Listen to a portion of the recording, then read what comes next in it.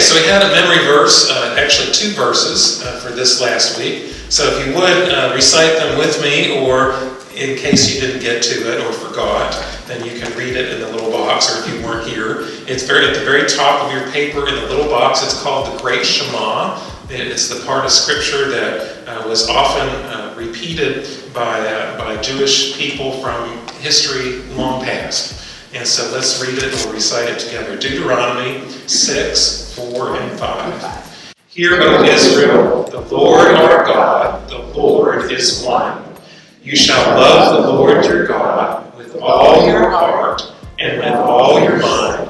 Okay, so with that, we came to this greatest commandment that was in there. You notice this is the commandment that Jesus actually quotes in the New Testament as the greatest commandment, to love the Lord your God with all your heart, soul, and might, or heart, soul, and strength. And then, what did he say was like it?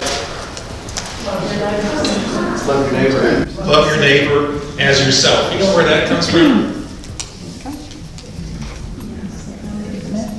Leviticus. It comes from Leviticus. Look it up when you get home. Okay, so let's go on through Deuteronomy 6, beginning at verse 10. And this section, again, is a reminder of God saying, this is what it's going to be like as you enter in the promised land. These are the things you need to be careful to do. These are the things you need to be careful to think about, and what's important as you enter the promised land. So as we get to verse 10, let's just read the first 5 verses together. Or you don't have to read it with me, but follow along as I read. When the Lord your God brings you into the land that he swore to your fathers, to Abraham, to Isaac, and to Jacob, to give you, with great and good cities that you did not build, and houses full of all good things that you did not fill, and cisterns that you did not dig, and vineyards and olive trees that you did not plant, and when you eat and are full, then take care lest you forget the Lord, who brought you out of the land of Egypt, out of the house of slavery. It is the Lord your God you shall fear. Him you shall serve, and by his name you shall swear. You shall not go after other gods, the gods of the peoples who are around you, for the Lord your God in your midst is a jealous God, lest the anger of the Lord your God be kindled against you, and he destroy you from off the face of the earth. Okay, so these are the first few verses. And notice what he's talking about at the beginning. What are the things he's saying they're going to receive in this promised land?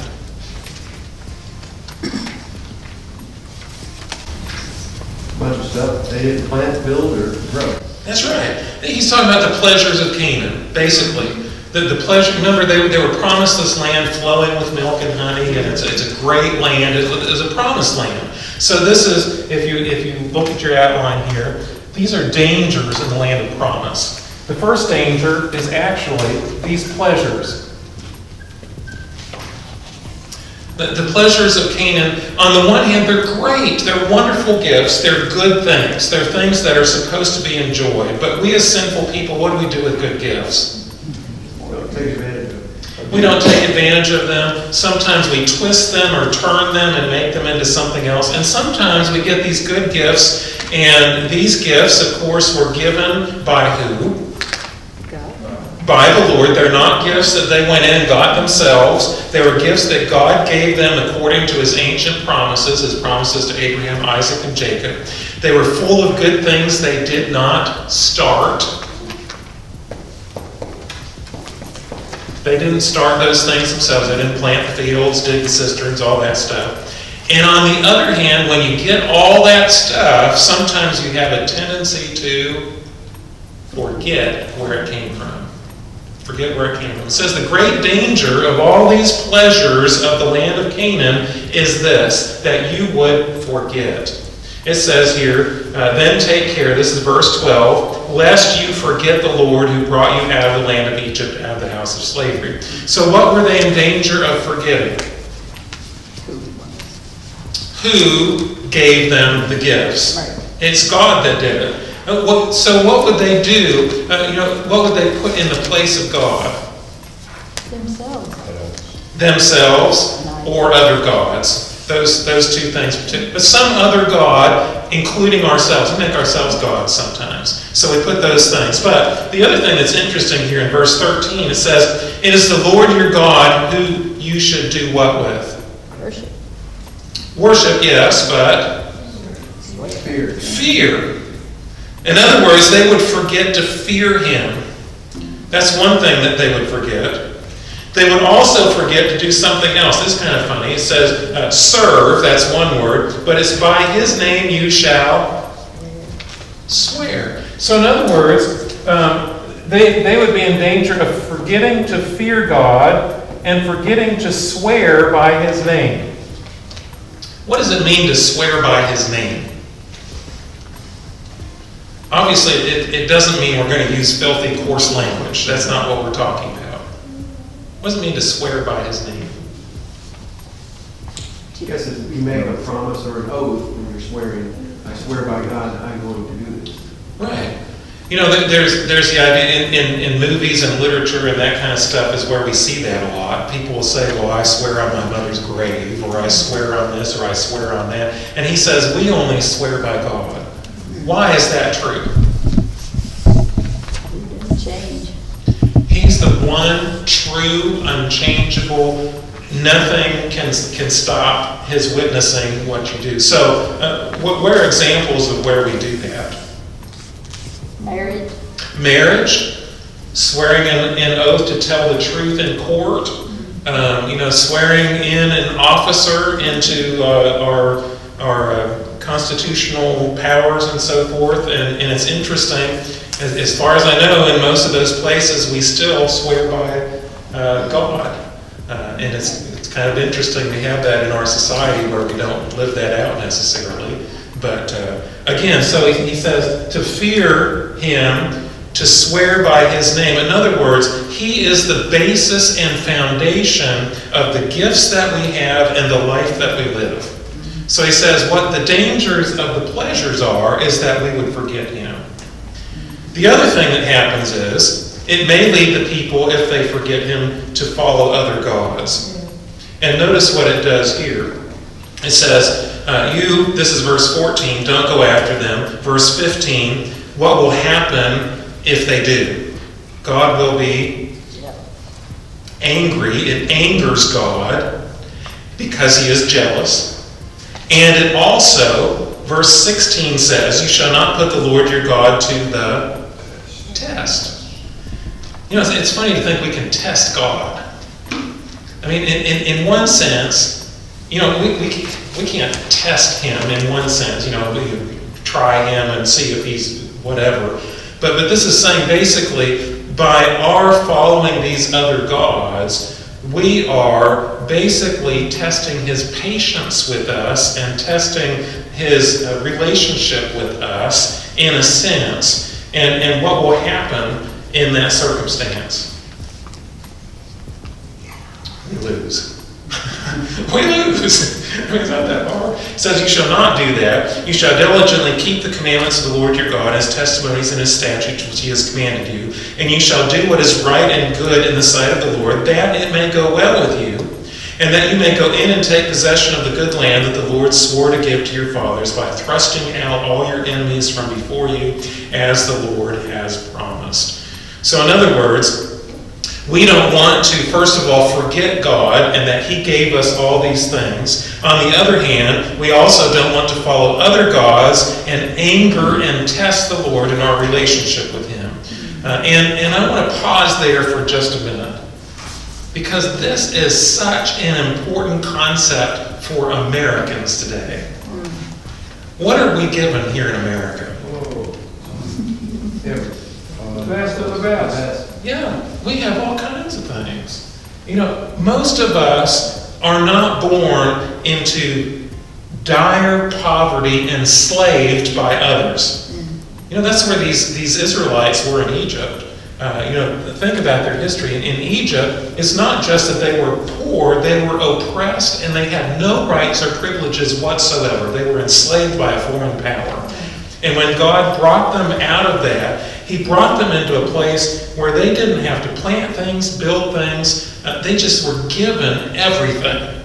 Now, I understand that this could carry connotations to it, and I don't want to do that. But we have a lot of privileges, don't we? You know, we have a lot of privileges because we live in a society where people before us kind of built that society.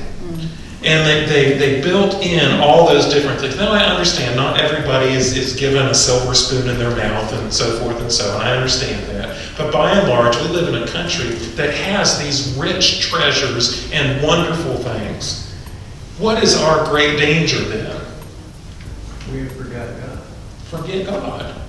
We forget God. You know, by and large, if you haven't noticed, less and less do our leaders or our politicians or others even refer to God. Less and less. And, you know, even through our history, what has happened is a lot of times when they refer to God, what are they doing?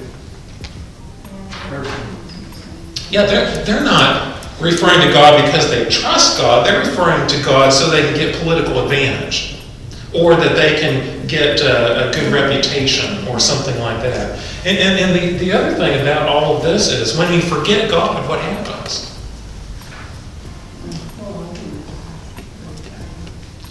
You know, it says here they forget to fear God. When you forget to fear God, you're not as wise anymore.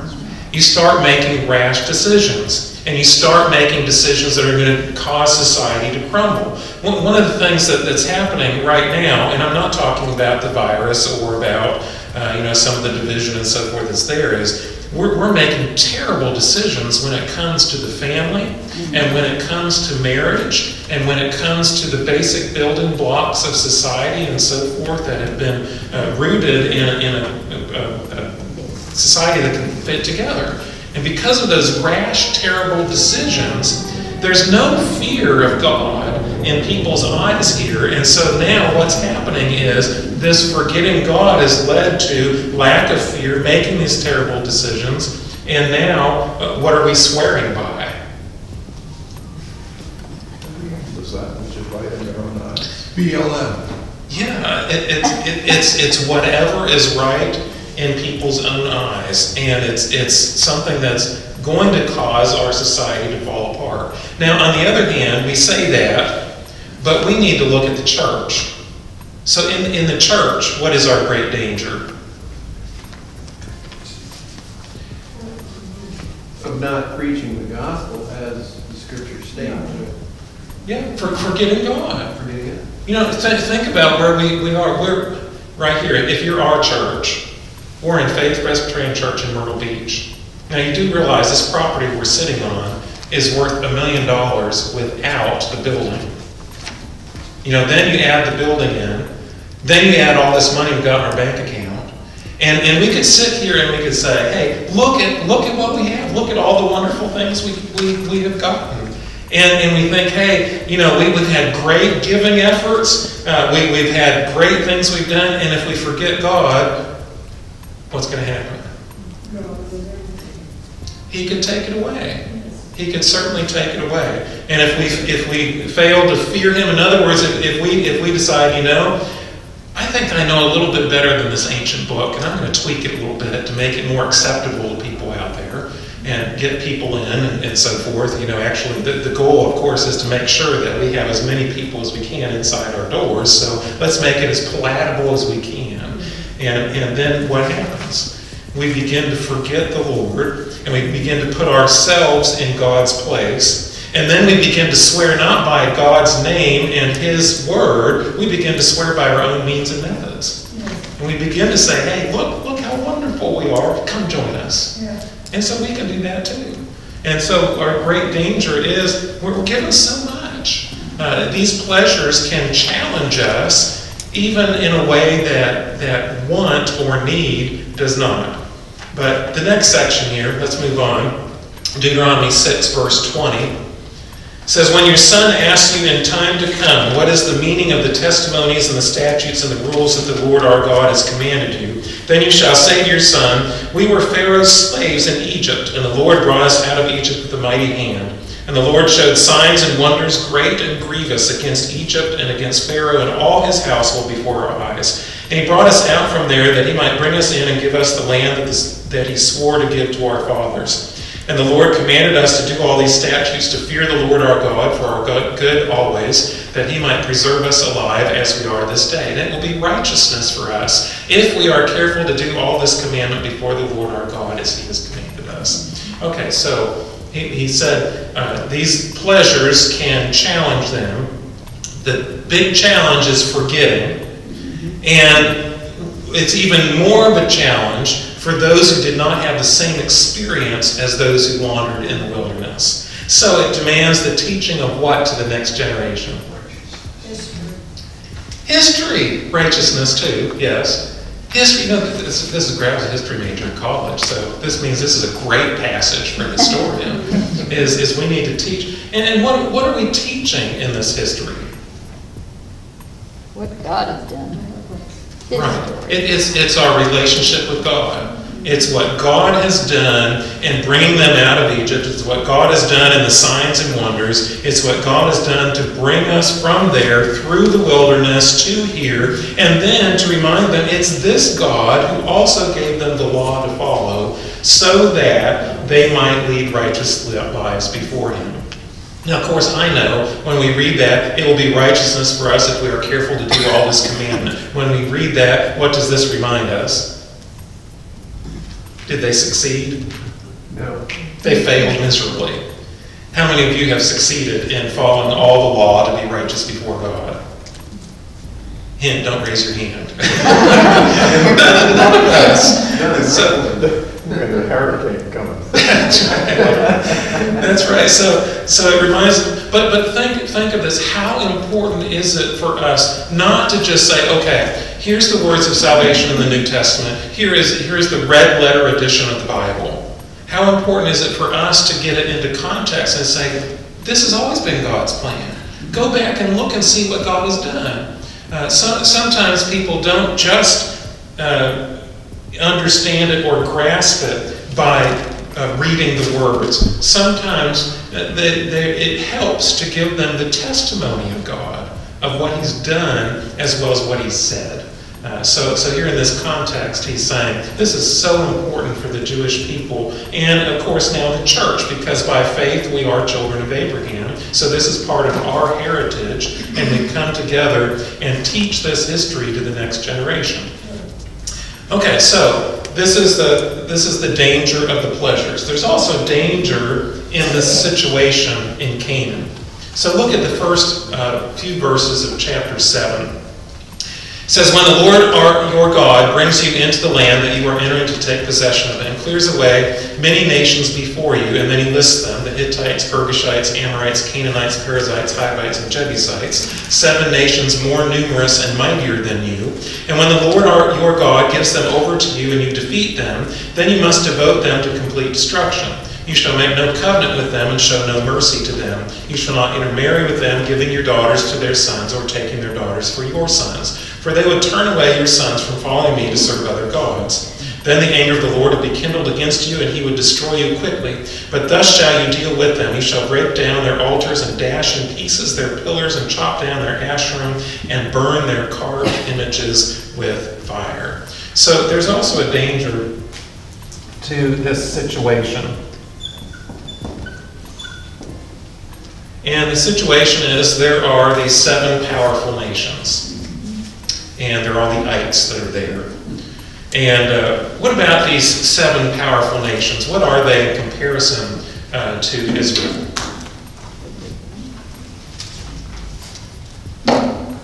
They're bigger and stronger.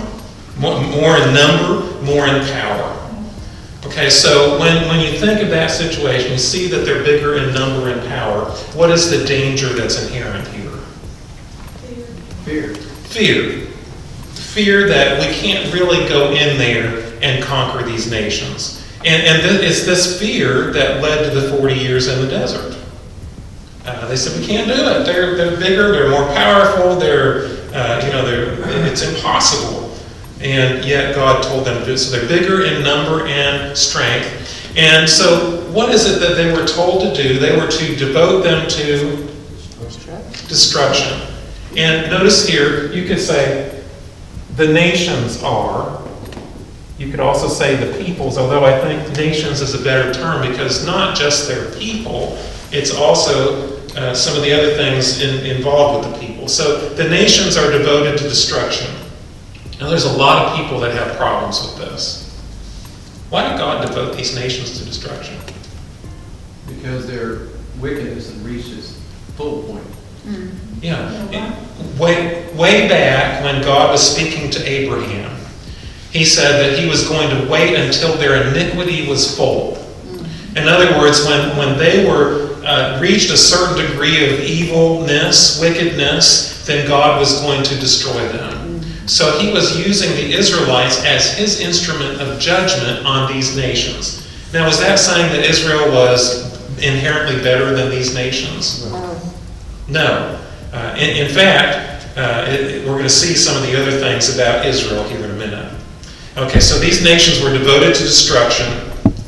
What was the great warning that was here with these nations? Intermarry. Don't intermarry, don't intermingle, don't follow them. It was dangerous to interact with them. Why was it dangerous? Because they would pick up their ways. Pick up their ways, follow their gods. You want to say something, Doug? Yeah, this total destruction of these people could well be looked at as, okay, this is God's judgment on their gods. Mm-hmm. And so we have to wipe out their gods from these people's thinking, which isn't going to happen as long as they're alive. Okay, so that leads to the last thing on here. Not only are the nations devoted to destruction, but what else is devoted to destruction? Their gods. Their gods. And to echo what he's saying, if you go to Deuteronomy 32:8, pretty much says that. It says, when the Most High gave to the nations their inheritance, when he divided mankind, he fixed the borders of the peoples according to the number of the sons of God. So he had put lesser beings in charge of the nations surrounding, but he kept Israel as his own. Yeah, so this whole idea of gods, these gods are to be wiped out. So, again, kind of step back. When we're thinking of our current situation, is the church the biggest influential element of our society? No. Used to be. It should be. I wish it was. You know, that's to be our design, is to be the salt and light and all those things. But, you know, there might even be more than 7 powerful people groups besides the church that are the most influential in our society and so forth. Now, this doesn't mean that the church is called out to go out and murder all of them. We're not saying that. It's a different calling. We're to go out and proclaim the gospel and be faithful to the word. But one of the things that we have to be so very aware of in our current situation is we've got to be discerning. Because if we go and we intermingle with all of these other philosophies and ideas and groups and so forth, if they are opposed to the Word of God, we've got to be very careful because we would be led astray. And so we have to be reminded that these false gods are out there. And sometimes we create them. Sometimes even we in the church create gods. You know, sometimes we find out what's a god in our church when something is taken away from us. And we find out, wow, you know, that was very important to me, maybe more important than it should have been. But these 7 powerful nations were to be wiped out. The situation in Canaan is dangerous because they could be swayed by these peoples to follow someone other than the true God. But Israel was unique in that they were what? Devoted. Chosen. They were chosen. They were devoted to God. So verse 6, you are a people holy to the Lord your God. The Lord your God has chosen you to be a people for his treasured possession. Out of all the peoples who are on the face of the earth, it was not because you were more in number than any other people that the Lord set his love on you and chose you, for you were the fewest of all peoples. But it is because the Lord loves you and is keeping the oath that he swore to your fathers that the Lord has brought you out with a mighty hand and redeemed you from the house of slavery, from the hand of Pharaoh, king of Egypt. Know therefore that the Lord your God is the faithful God who keeps covenant and steadfast love with those who love him and keep his commandments to 1,000 generations and repays to their face those who hate him by destroying them. He will not be slack with one who hates him. He will repay him to his face. You shall therefore be careful to do the commandment and the statutes and the rules I command you today. So they are a chosen nation, and they are chosen to be what before the Lord? Holy. Now again, I'm sure you've heard it ad infinitum if you've been in a lot of Sunday school classes, but there are two things in particular we look at when we say you're holy. One is what? Set apart. Devoted to the Lord here. They're set apart for a sacred or holy use, we might say. And what's the other part? Purity.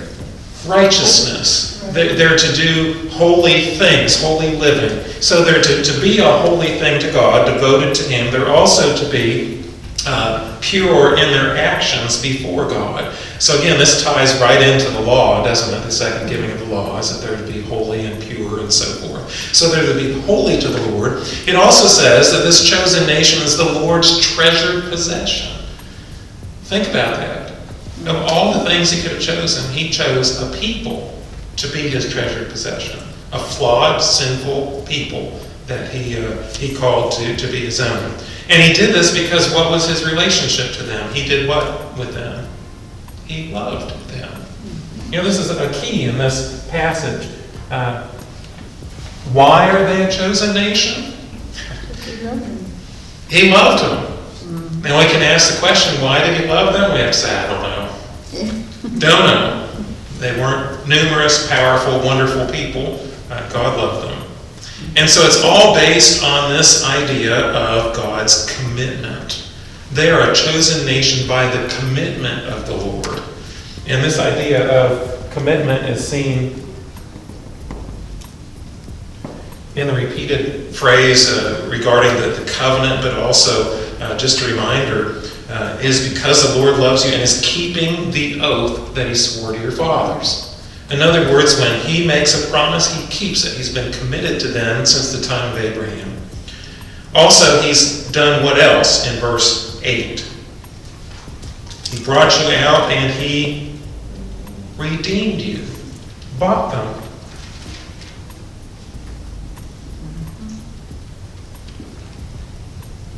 So He redeemed this people. You know how important it would have been in history, because He had spent, in essence, He had purchased them, He had bought them from that land. Of course, He did this through His acts of judgment on Egypt and through His powerful work and so forth. And imagine if God had brought this people out with His powerful works and then just let them die in the desert.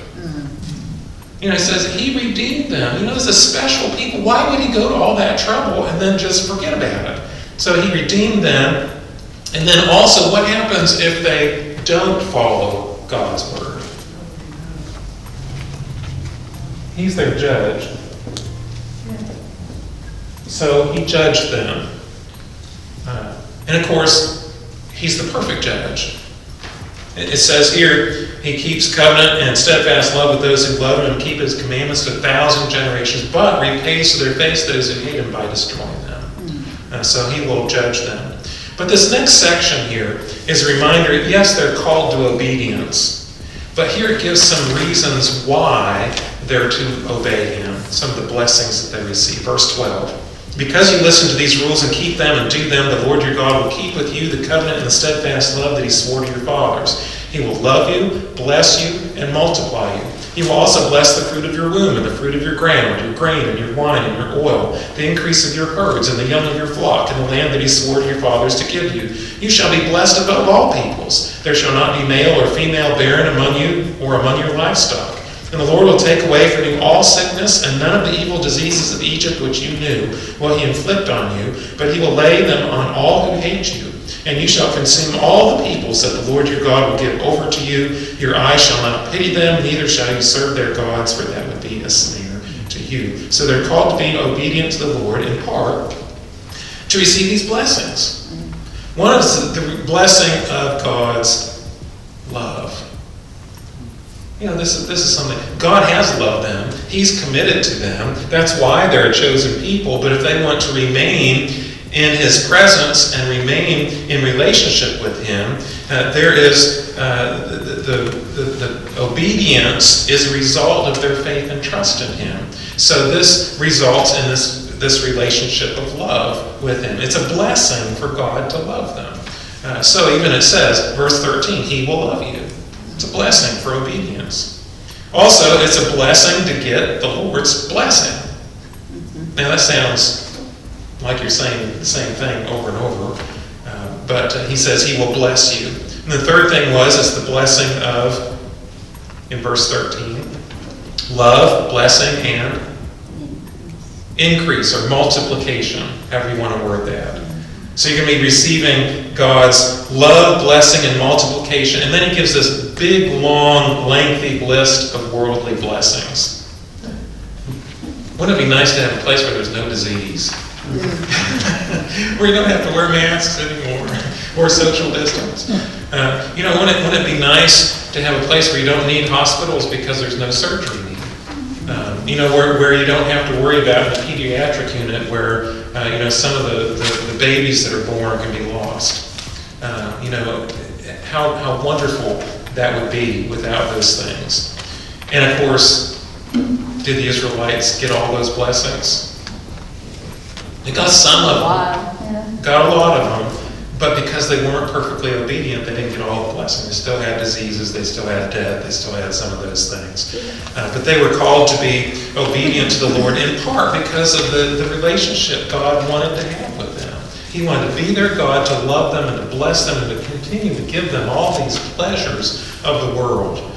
And so, in essence then, one of the other dangers they have in this situation they're in, besides the fact there's a danger to fall into line with these other nations, there's also a danger to be afraid.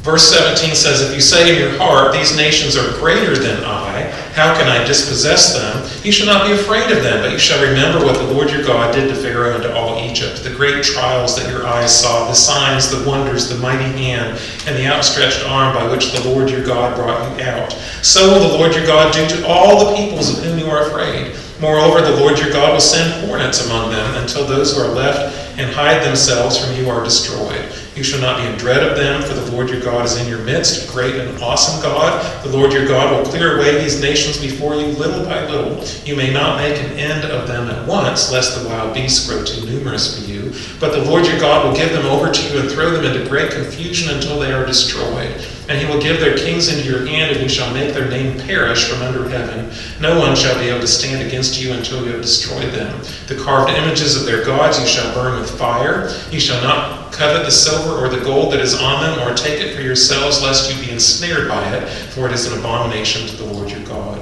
And you shall not bring an abominable thing into your house and become devoted to destruction like it. You shall utterly detest and abhor it, for it is devoted to destruction. So again, a call to be fearless before the greatest nations, or the greater nations around them, is first of all based on the Lord's history. Again, that term of history, look at what he's done. Why are you going to be afraid when you know what he can do? Look at what he's already done. And this is something that's so important to our faith, isn't it? It's so important. How can we be afraid that God is not going to take care of this virus if we see what he's done in the past? How many different viruses and diseases have come before? It doesn't mean that he's going to eliminate it from the face of the earth. It doesn't mean that he's necessarily going to provide the answers to give a vaccine to it, but he's going to provide for his people to be able to deal with it.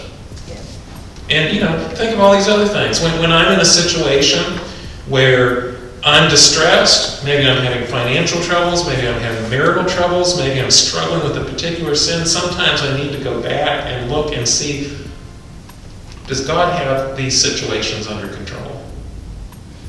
Yes. And are there other people in history who have struggled with sin and God has brought them out of that struggle? Yes. Look at David. Look at Moses himself. Look at others.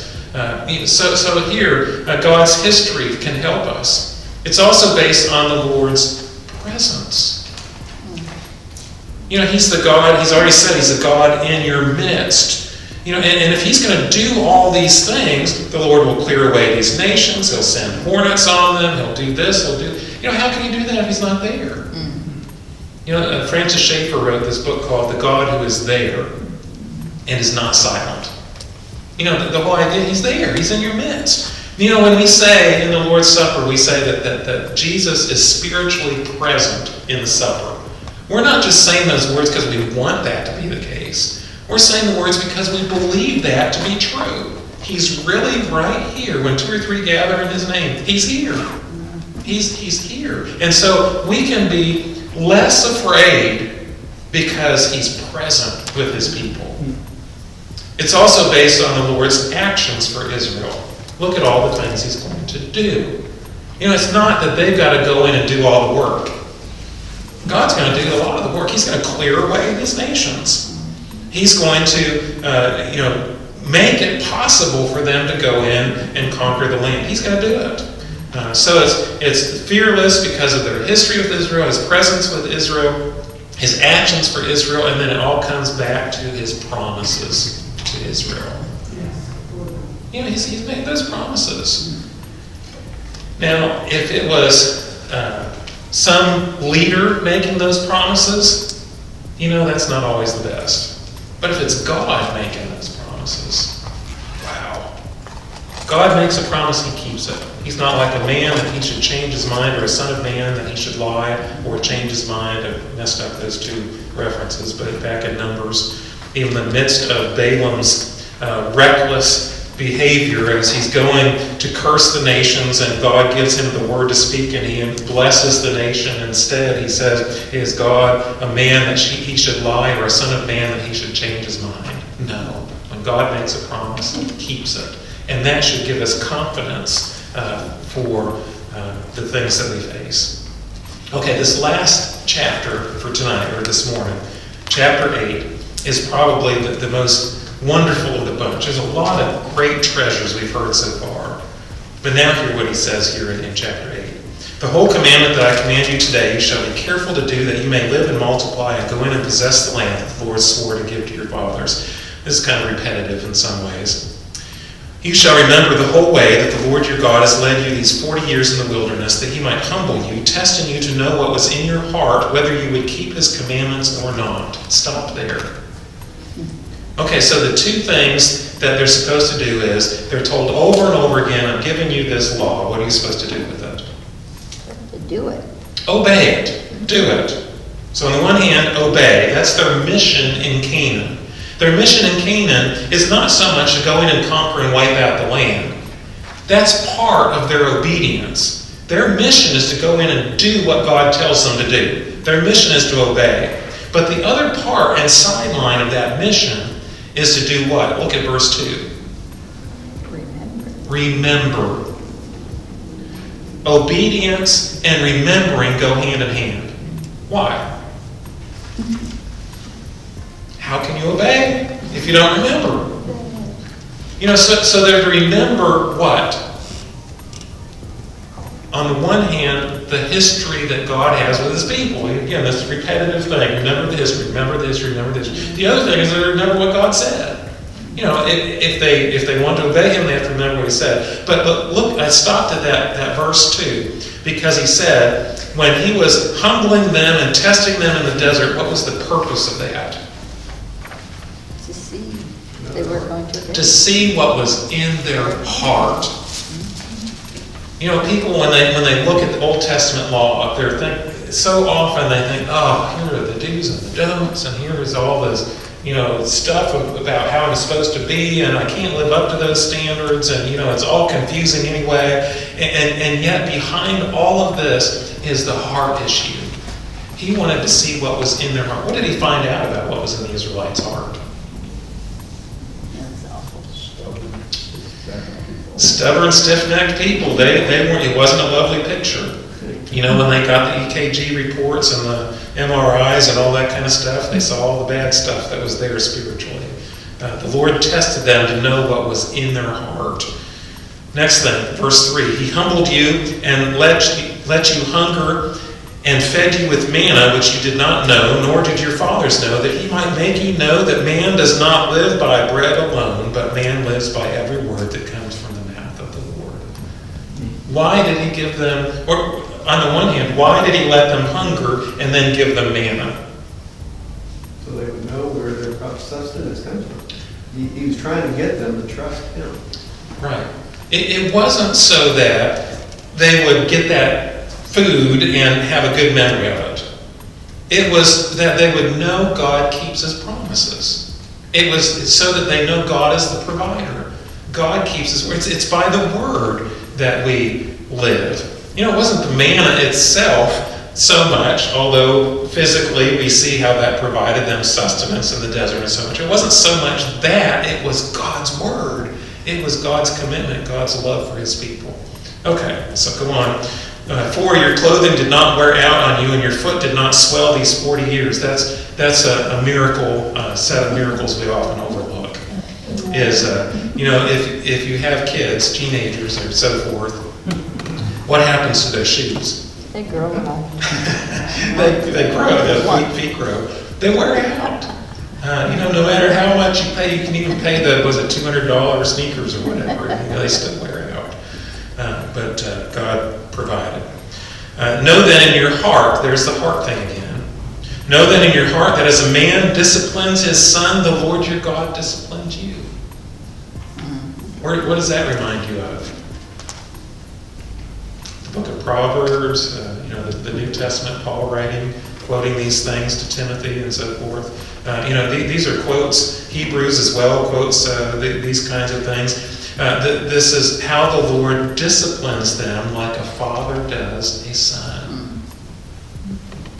So think of the father-son relationship. The ideal father-son relationship is that what happens? Does he have expectations of his son? Absolutely. Does he want his son to live up to those expectations? Mr. Camera operator there. Yeah, what happens when he doesn't? Get disciplined. So that means we come down and we hate the child, right, Micah? Yep. No, it means because we love him, then there's an opportunity for us to gently point out that sin, although we fail at the gentle part very often. And we then provide some consequences so that they will turn from that thing and the relationship is restored through forgiveness and through renewed commitment. So it's that same relationship. This is what God does to his people. So think of all these things in Canaan. He's telling them, obey and remember. And they're supposed to remember this was a heart thing. All this stuff in the desert was not just so that I could, see how we were going to play out or how things. It was because I was seeing what was in your heart.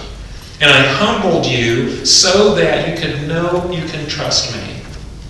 And then I disciplined you. Think about what they experienced in the desert. What were some of the disciplines? The earth swallowed up a bunch of people. Other people were killed by plague or disease. Other folks were destroyed in battle when they refused to obey God. All these things, they had death and destruction constantly with them in the desert, but it was because God was teaching them that he was God and that they needed to follow him. Also, it's how the Lord will give tremendous gifts so that they will bless him. Here it says, for the Lord your God is bringing you into a good land. This is verse 7. A land of brooks of water, of fountains and springs flowing out into the valleys and hills, a land of wheat and barley, vines and fig trees and pomegranates, a land of olive trees and honey, a land in which you will eat bread without scarcity, in which you will lack nothing, a land whose stones are iron and out of whose hills you can dig copper, and you shall eat and be full, and you shall bless the Lord your God for the good land he's given you. In other words, this commitment, this discipline, all this history, bringing them into the land is so that they will in turn glorify God. They will bless him. So in other words, one of our duties as believers right now as we come together, why do we come and worship every week? On the one hand, yes, we're coming because God told us to. We're supposed to obey him in that. Don't give up meeting together as some are in the habit of doing, but do so all the more as the day approaches. However, the other part of it is, I will exalt the name of the Lord. I will praise him because of what he has done. These are things we're supposed to do. The Lord gives us tremendous gifts in part because by giving us gifts, we are so grateful we glorify him. and the world sees. So, remember, obey. Okay, last section here, we're about out of time. Take care lest you forget the Lord your God by not keeping his commandments and his rules and his statutes which I command you today. Lest when you have eaten and are full and have built good houses and live in them, and when your herds and flocks multiply, and your silver and gold is multiplied, and all that you have is multiplied, then your heart be lifted up, and you forget the Lord your God, who brought you out of the land of Egypt, out of the house of slavery, who led you through the great and terrifying wilderness with its fiery serpents and scorpions and thirsty ground where there was no water, who brought you water out of the flinty rock, who fed you in the wilderness with manna that your fathers did not know, that he might humble you and test you to do you good in the end. Beware lest you say in your heart, my power and the might of my hand have gotten me this wealth. You shall remember the Lord your God, for it is he who gives you power to give wealth, that he may confirm his covenant that he swore to your fathers as it is this day. And if you forget the Lord your God and go after other gods and serve them and worship them, I solemnly warn you today that you shall surely perish. Like the nations that the Lord makes to perish before you, so shall you perish because you would not obey the voice of the Lord. Obedience is partly remembering. First of all, that what goes to the Lord, all credit, all glory. It all goes to him. So there's no place for pride or self-worship. Has no place. Notice what he says, that you would say to yourself in your heart, verse 17, my power and the might of my hand have gotten me this wealth. Does that happen? Yeah. You know, there are even churches out there that say, if you follow my plan, you'll get wealthy. If you follow this method, your church will grow. If you do X, Y, or Z, the blessings will come. They might take some words out of context here. But it's interesting.